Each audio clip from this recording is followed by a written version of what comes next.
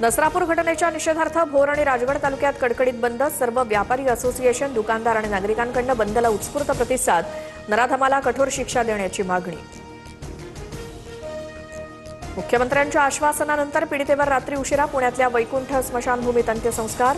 प्रकरण fast track कोर्टात चालवण्याचे मुख्यमंत्र्यांचं आश्वासन. अजून असे किती निरागस बळी जाणार, अशा नराधर आरोपींचा एन्काउंटर केला पाहिजे. नसरापूर प्रकरणावरनं भूमाता ब्रिगेडच्या तृप्ती देसाई आक्रमक.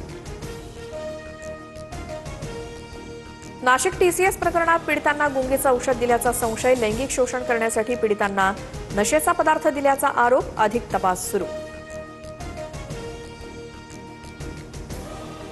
विधान परिषदेची निवडणूक अखेर बिनविरोध. उद्या अधिकृत घोषणा होणार. भाजपचे 5, सेनेचे 2 तर राष्ट्रवादी आणि ठाकरे गटाचा प्रत्येकी 1 अर्ज वैध.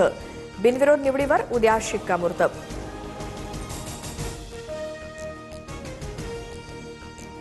मुंबईतील भाजपच्या सर्व नगरसेवकांना नोटिसा. 89 नगरसेवक सभागृहात अनुपस्थित राहिल्याबद्दल कारवाई. उद्यापर्यंत उत्तर देण्याची वेळ. सभागृह नेते गणेश खणकर यांनी खुलासा मागितला. घरगुती गॅस सिलेंडर 500 रुपयांनी महागण्याची शक्यता. 4 मे नंतर गॅस दरवाढीची घोषणा होण्याची शक्यता. सूत्रांची माहिती. ओएमसीचा तोटा भरून काढण्यासाठी सरकारच्या हालचाली.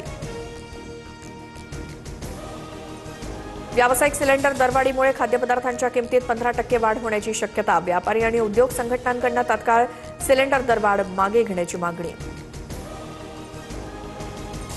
वर्धा ठरलं देशातील सर्वात उष्ण शहर. 44.5 अंशाचा तापमानाचा नवा उच्चांक. तर विदर्भ, मराठवाड्यात पुढील 3 दिवस उकाडा कायम. नागरिकांना काळजी घेण्याचं आवाहन.